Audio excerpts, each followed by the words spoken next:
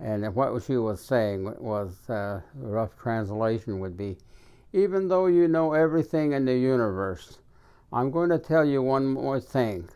So listen. And so then she would tell me whatever it was that she wanted to share with me.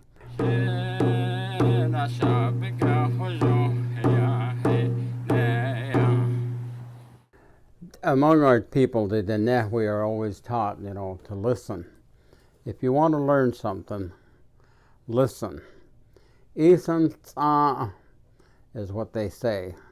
And all of the elders in that, whenever they would hear somebody presenting something in a way of information, they would say, Ethan, which is just listen. Ado eats is the other one that they used to say is, say nothing. Don't say anything. Ethan, but listen. And it was very important to be able to do that. And we were trained and encouraged to always listen when information and various teachings were being given. That's the only way that you would learn, is what they would tell us.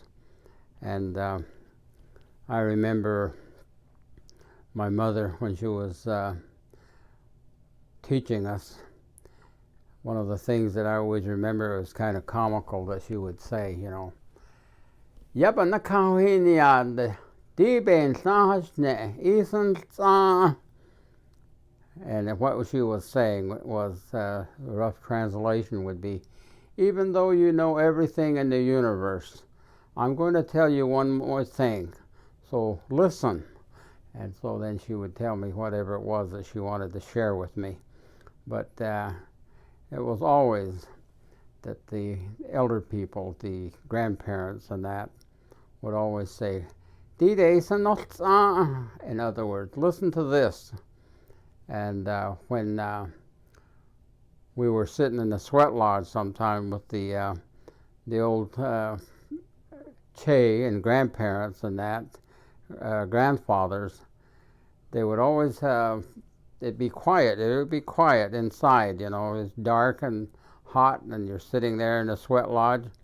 All of a sudden, one of them would clear his throat or something. He'd say, quite easy, Here, everyone, I'm going to say this, listen up, or listen to this. And so then they would give you some information that they could not speak of outside of the sweat lodge. And so those were the ways that we were taught, is to always listen. And so when I started school and that, my grandmother one day, when I was getting ready to get on the bus, he'd say, Hajo isen tsado, and that would mean be very attentive to listening while you're being instructed. And it was that I always tried to do that when I was in a position to learn something and to listen to someone that had some information that may be of importance to me in my life, is to listen.